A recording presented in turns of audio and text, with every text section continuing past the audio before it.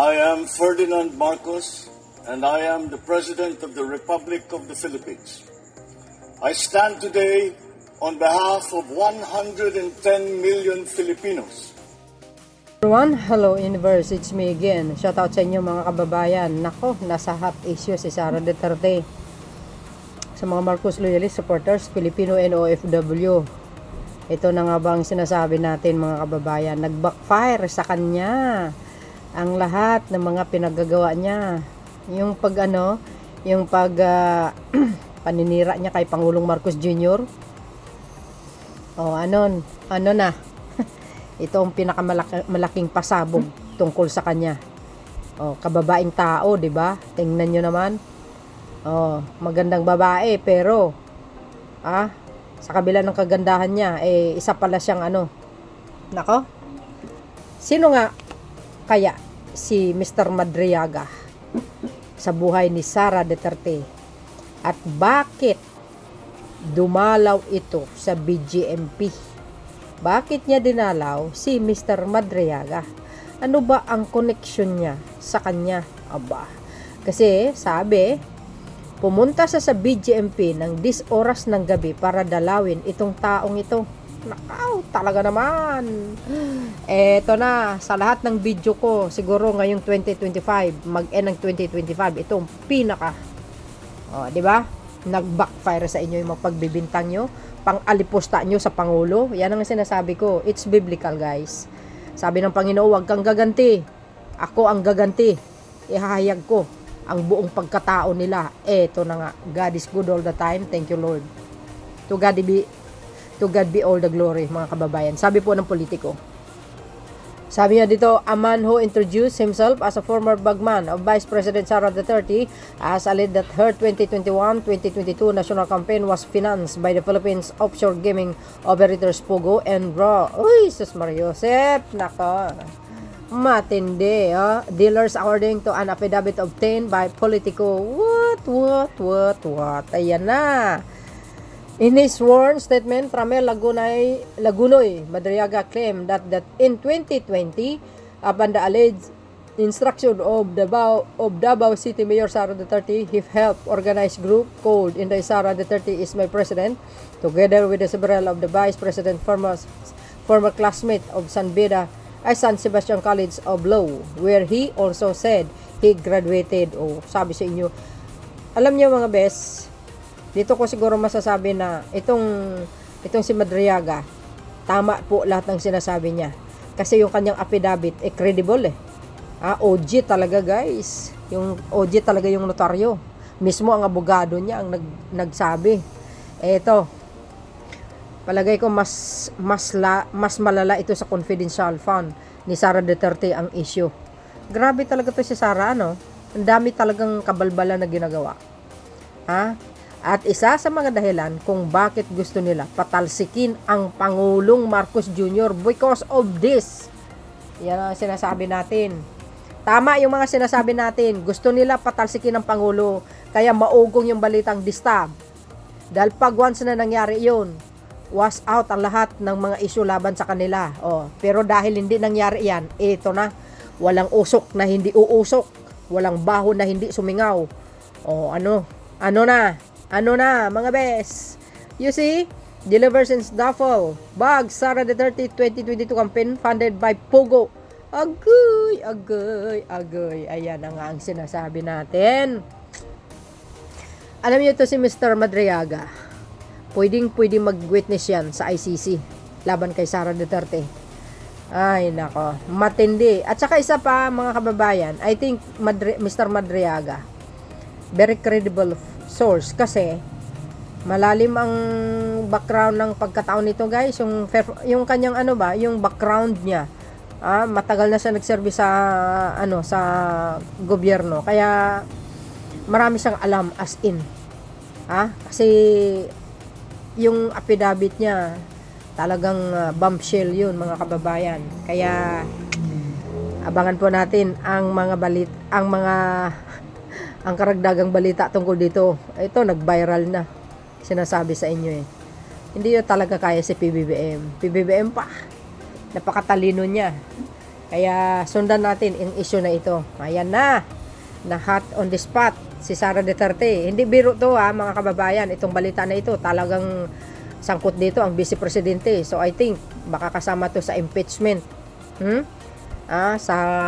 Kasi magpa-file sila uli Oh, nako, delikado. Sablay ka dito, day. Wala na. Kahit kailan mga kababayan, hindi magiging presidente yan. Maniwala kayo.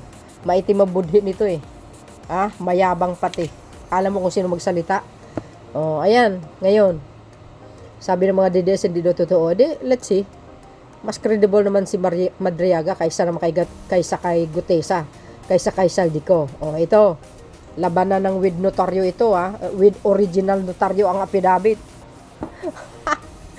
Talagang napakabuti ng Diyos sa pamahalang Marcos. Mga kababayan, para kompleto detalyado, panoorin nyo po ang buong salaysay ng bilyonaryo. Thank you guys for watching. Kayo na pang balang komento. Eto na. Sa Pangulo, kaugnay ng Oplan Double Barrel. Dati na raw siyang nagtrabaho bilang Intel Officer sa Finance Department, National Security Council, ISAF at sa PSG. 2018 nang direkta siyang nagtrabaho kay Mayor Sara para magbigay ng intel reports para sa dapat ay presidential campaign ng Mayora mula 2021 hanggang 2022. Batayan niya sa utos ni Nooy Davao City Mayor Sara Duterte bilang national convener, itinatag niya ang Inday Sara Duterte is my president at ang pondo na ginagamit umano nilang pondo noon ay pera mula sa mga pogo operator at drug dealer.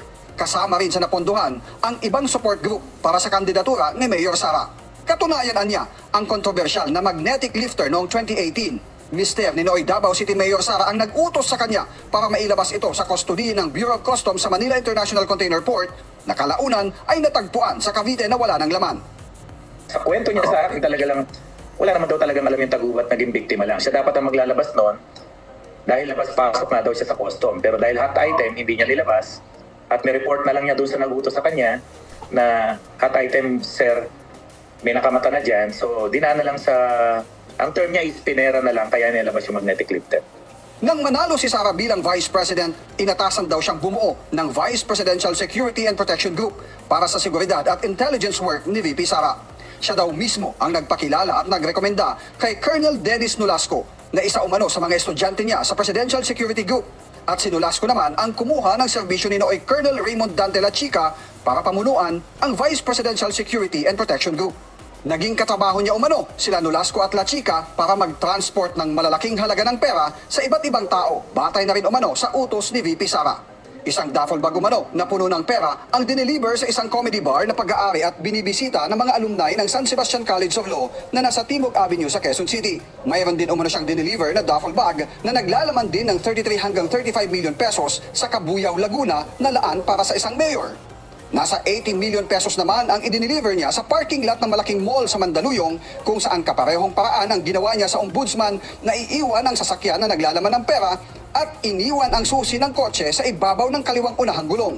Kalaunan niya ay nakita niya na lang na minamaneho ng asawa ng isang ombudsman prosecutor na kaklase umano ni VP Sara sa law school ang kaparehong sasakyang kanyang iniwan. Pebrero noong 2020 niya ang pinakamalaking delivery niya ng pera na umabot ng 1 bilyong piso lulan ng Super Grandia na kanyang kinuha sa parking lot ng fast food chain sa Kamuning, Quezon City. At idineliver ang sasakyan sa Katarungan Village sa Muntinlupa City na kinuha ng 2 lalaking nakaabang doon ang dala niyang Grandia. At kalaunan niya ay nakatanggap siya ng tawag mula mismo kay Pangulong Rodrigo Duterte na napunta na sa dapat makatanggap ang nasabing pera. Gusto niyang isubmit to sa Office of the Ombudsman para magkaroon ng investigasyon kasi nasa power naman ng Ombudsman na magpadala ng fact-finding body doon or magpadala ng mga investigador para ma-validate nila yung kwento rito. Sabi ni Atty. Palad na buo ang affidavit batay sa mga sulat kamay mismo ni Madriaga na kanyang isinusulat sa 4 na beses na pagbisita ng abogado sa BGMP facility. Nanotaryuhan ito nito lang November 29 matapos mapayagang makapasok sa BGMP facility ang dry seal at ang abogado kung saan pinanumpaan ni Madriaga ang kanyang salaysay. Nabigyan na ng kopya nito ang Office of the Vice President para sa pahayag ni VP Sara na ating i-ere sa oras na magsalita ang pangalawang Pangulo. Bukas din ang Abante at Billionaire News Channel sa iba pang pangalan na nabanggit sa sinumpaang salaysay ni Madriaga. Oh, narinig nyo mga kababayan? Nako, pag ito totoo, tagilid na si Sara dito mga kababayan. Sigurado po yan. Sa tingin nyo, kayo, marunong kayong manood at tumingin kung totoo o hindi yung mga sinasabi niya, di ba? O yan, mas legit ito kaysa doon sa binasa ni Gutesa.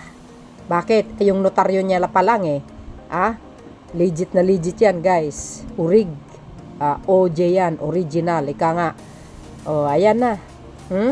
Walang usok na hindi umuusok, mga kababayan. Ngayon, sinasabi nyo kay Pangulong Marcos Jr., bangag? Sino ngayon totoong bangag? You see?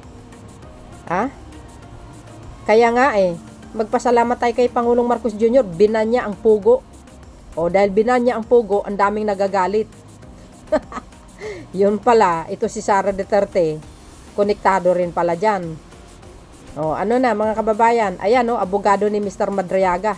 Huwag niyo sabihin hindi legit itong sinabi ng abogado, na siya na po siguro talaga ang nakakaalam sa lahat dahil abogado siya ni Madriaga. Ang tanong, ano ang ginawa ni Sara Duterte sa BGMP para dinalaw ito si Madriaga? Sige nga, kasi yun ang balita, guys 'Di ba? Yun ang balita. So dahil ito, lumabas na itong issue na ito laban sa BP Sara ng Pilipinas, medyo gwardyahan nyo mabuti. Ito si Madriaga, nanganganib ang buhay niya. Malamang. Hindi, totoo yun, guys. Alam nyo naman, ito si Sara Duterte, mahilig ito manuhol ng isang magkitil ng buhay. Tulad ng ginawa niya kay Pangulong Marcos Jr., di ba? Patayin daw si BBM. Kinausap niya daw yung kanyang hitman. Agay. Kaya nga sabi ko, dapat ito, si Madriaga na nakakulong, dapat bantayan. Sayang naman ang kanyang salaysay, pag may mangyari sa kanya. Well, mayroon naman siyang affidavit, mga kababayan. Yan naman po ay totoo naman, may notaryo, hindi fake, tulad ni Gutesa. Ayan. Ako, naniniwala ako, guys, sa salaysay ni Mr. Madriaga. Bakit? Nako, kung i-verify nyo ang buong pagkataon niya, nako, talagang kumbaga maganda ang kanyang background, ang tagal niya sa serbisyo. So, ibig sabihin, marami po siyang alam. I think abogado ito, mga kababayan, if I'm not mistake. Pero ang tanong ko, bakit kasi nagpapagamit kayo sa mga taong ito? Nasisira ang credibility ng pagkataon nitong mga abogado na ito di ba? Ayan na. Ngayon, kinulong siya. Ang balita ko, ang nagkulong si Roque. Ngayon, kumanta na. Ayan. Yan na nga ang sinasabi natin. Ako, mga kababayan, tagilid si Sara dito. Maniwala kayo. Tagilid, as in tagilid. I hope ang ating Pangulo, bibigyan na ng proteksyon ito si Madriaga. Nang sa ganun, mawalis ang lahat ng mga salot sa mundo. Dito sa Pilipinas. Kailangan gumalaw ang Pangulo. Dapat mga kababayan, correct me if I'm wrong, dapat, ibig sabihin, ang pamahalaan, dapat ang pamahalaan kumilos, guys. 'Di ba? Para mabigyan ng proteksyon si Madriaga. Ay na. Malaking pasabog itong ginagawa niya, guys, Hindi, siyempre pangalawang pangulo ang nadadawit dito. So kailangan talaga mabigyan siya ng proteksyon. Yan ang sinasabi natin. Magaling kayo mamintang sa pangulo. Yung pala, gawain nyo. 'Di ba? Tama yung sinabi ng lola ko. Yung mga taong nagbibintang. Yung mga taong nagbibintang, bakit? Bintang ng bintang.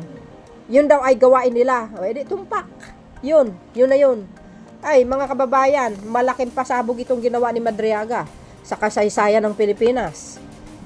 Totoo yun. Sa dami-dami kong videong in-upload, guys, medyo ito ang pinaka, controversial. Siyempre, dawit ang pangalawang pangulo dito, mga kabeswa. Ayan mismo si Atty. Palad na nagsalita. Nako po. Nako. Parang mas mabigat ito, no? Mas mabigat ito kaysa doon sa confidential fund niya. Ito talaga si Sara Duterte, mga kababayan. Ako naniniwala, sa totoo lang, totoo yung sinabi ni Mr. Las Cañas. Queen of Tukhang ito, guys. Itong babaeng to. Rhina. Aray na ng tukhang ito. Totoo yun. Pumapatay ng tao. O, ngayon sasabihin nyo kay dating Congressman De Lima, siya ang queen of yun pala, baliktad, si Sara pala yun. Wow, ang tindi mo, Chong. O, ayan na, lumabas na ang totoo. O, ang baho, hindi pwedeng takpan, sisingaw at sisingaw. Eka nga, parang usok lang eh. God is good all the time. To God be all the glory, mga kababayan. Sinasabi ko sa inyo it's biblical, guys. Sumayang balahibo ko. Nasa Biblia po yan. Huwag kang gaganti. Ako ang gaganti, sabi ng Panginoon. In short, biblical po yan.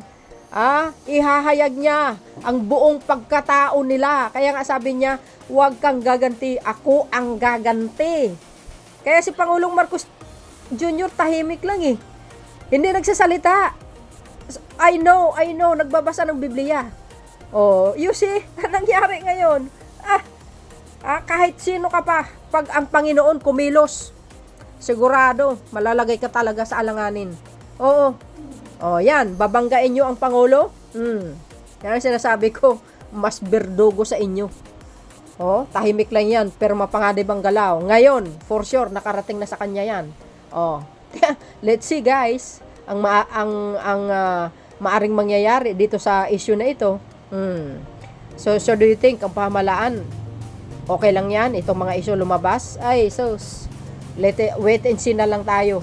Kaya abangan po natin ang mga karagdagang mga kaganapan tungkol dito sa pasabog ni Mr. Madriaga. Sa totoo lang mga kababayan medyo dekalidad ang pagkatao nito. Very professional. Maganda yung kanyang background. Pero ang tanong ko, bakit nasasadlak siya sa ganyang mga gawain? 'Di ba? Sayang yun naman ang pinag-aralan niya. Katagal-tagal niya nagserbi sa pamahalaan. Bakit ganun? O yan, pag dumikit kayo sa mga Duterte, sigurado, mahigad kayo talaga. Ayan na. Kayo, mga kababayan, ano masasabi niyo dito? This is not ordinary, guys, issue. No? Hindi. Vice Presidente dito ang sangkot, guys. Ang laking pasabog ito, my goodness. Mas malala ito. Itong pasabog na ito. Tapos yung statement niya pa, talagang credible. Mapagkatiwalaan talaga ito si Madriaga. Ibig sabihin, yung bawat statement niya, yung affidavit niya pa naman yan, ay nakatutaryo. Legit pa. Urig baga, uji. Wow. Kumpara mo kay Gutesa, fake. Ito hindi Mismo abogado niya na nagsasalita. Oh my goodness, guys. Ay, nako, ewan ko. Siyempre, ang mga Duterte, makarating man sa kanila yan, todo tanggi. Pero wag kayo, hindi ka pwedeng tumanggi sa isang dokumento pag yan ay nausisa at binusisi, inimbestiga. Pag yan ay legit, ay nako, ewan ko na lang. Siguradong may makukulong mga kababayan. Ay nako. Ito maniwala man kayo sa hindi, pwede gagamitin ng ICC ito laban kay Sara. Nako guys, sa totoo lang, ako napagtanto ko yung sinabi po ni Mr. Las Cañas. Ito kinubtukhang si Sara Duterte at mayroong sinabi pa. Lord ito si Digong, protector talaga ng mga drug lord. Ito, connect the dots, guys. Yan na. Sanga-sanga na. Unti-unti nang nabubuo. Anong sinabi na Taguba sa Quadcom hearing? Sangkot yung asawa ni Sara tsaka si Pulong. Yan na. Ayan na, lumabas na ang totoong tao na nakaalam ng lahat, si Mr. Madriaga. Nakakaawa naman ito si Mr. Taguba.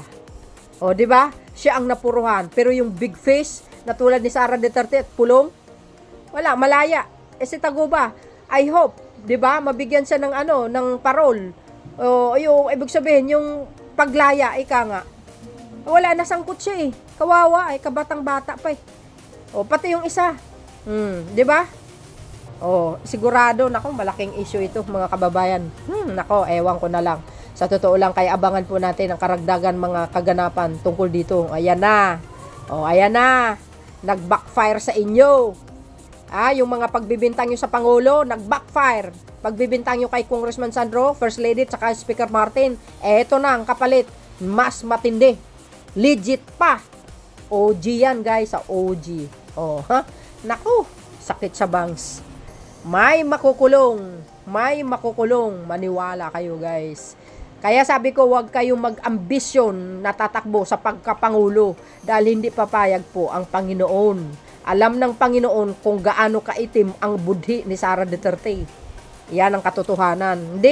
Hindi talaga makaupo ng Malacanang, mark my word. Tandaan nyo yung sinabi ko, never at never. Ay, mas kawawa siya pag nakaupo, guys. Hindi siya makakaupo talaga. Ngayon, i-spread natin ito. Di kakalat yan sa buong Pilipinas. So, do you think makakuha siya ng mga votes? No. Hindi, of course. Diba? Diyan pa lang wala na. Sablay na siya dyan. Kumbaga, bagsak niya si Sara Duterte. Wala na. Yan, kilala nyo ang buong pagkatao nila. Yung papa niya nakulong, di ba? Protector ng drug lord yun. Sabi ni Mr. Las Cañas, pumapatay sila ng tao. My goodness. So, ayan So, yun mga best. Kayo na pong bahala ang magkomento dito. Yan ang malaking katanungan. Ayan si Mr. Madriaga, di ba? Bakit nga ba? Anong ginawa ni Sara Duterte sa BJMP para dinalaw si Mr. Madriaga sa 10 oras ng gabi? That's the question, guys. Ano ang ibig sabihin? Bakit niya dinalaw si Mr. Madriaga sa 10 oras ng gabi? Kaya mag-ingat ito, si Mr. Madriaga, nanganganib ang buhay niya. Itong siniwalat niya, hindi ordinaryong issue lang to, guys. Grabe, matindi. Talaga, papatayin yan. Maniwala kayo, pag hindi siya bibigyan ng kaukulang proteksyon, ito si Madriaga. Totoo yun. Hindi natin alam kung sinong gagawa niyan. Diba? Nakikitili ng buhay niya. Ay nako, basta ang sa akin lang, nakikita ko, kailangan mag-ingat siya. Pag hindi, nako, malalagay siya sa alanganin, mga kababayan. So, I'm glad na nagkaroon po siya ng salaysay. Kaya yung affidavit niya talagang original po yun, mga kababayan, na OG yun. Kaya ngayon, hawak ng NBI, I think. No? So, yun mga kababayan. Kayo nang bahala magkomento. Si Ogie na may nagsupload. Bye, and babush. God bless, Philippines.